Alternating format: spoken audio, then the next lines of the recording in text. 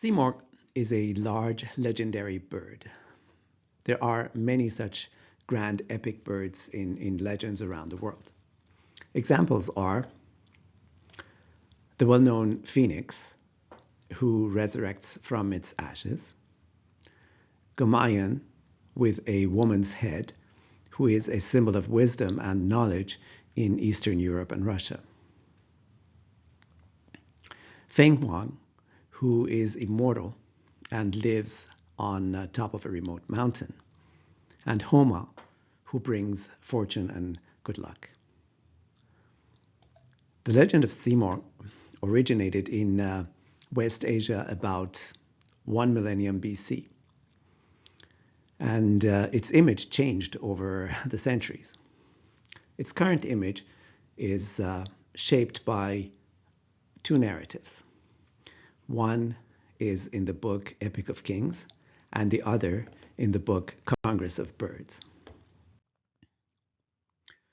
Epic of Kings is a book of poetry similar to Homer's Iliad and Odyssey, with stories about old Persian kings and heroes. In one episode, a prominent man who is ashamed of his albino newborn named Zal decides to abandon the child outside of town. Simorgh, who lives on top of this remote mountain, spots the albino child and takes him to her own nest to raise. Zal grows up to be an athletic young man. Before leaving the nest, Simorgh gives him one of her feathers to set on fire as a means to summon Simorgh if he happens to be in danger and needs help. In other episodes, Simorgh's vast knowledge and healing capabilities are on display when she delivers help to Zal.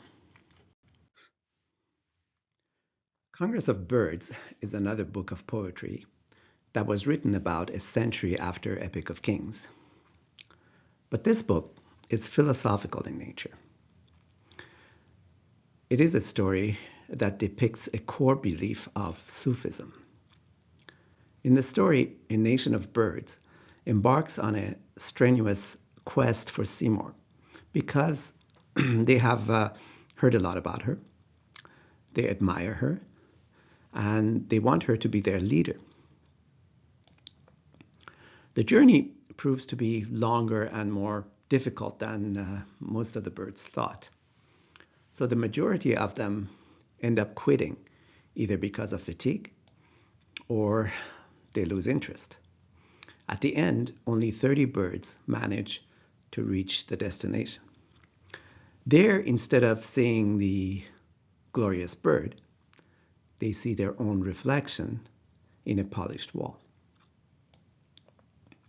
It turns out that if you break the word Simorgh into its syllables si and morgh, it translates into 30 bird. Si means 30 and morgh means bird.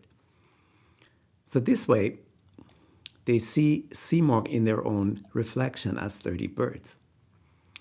The message is that their beloved, that's an allusion to God in Sufism, was already within them all along. Other schools of thought, such as Manichaeanism and Christian Gnosticism, also believe in a similar divine spark that exists within every person, though people have difficulty discovering it and connecting with it. The relevance of the two legends to our discussion is that human society's emerging Simorgh will have beauty, knowledge, and power, as in Epic of Kings.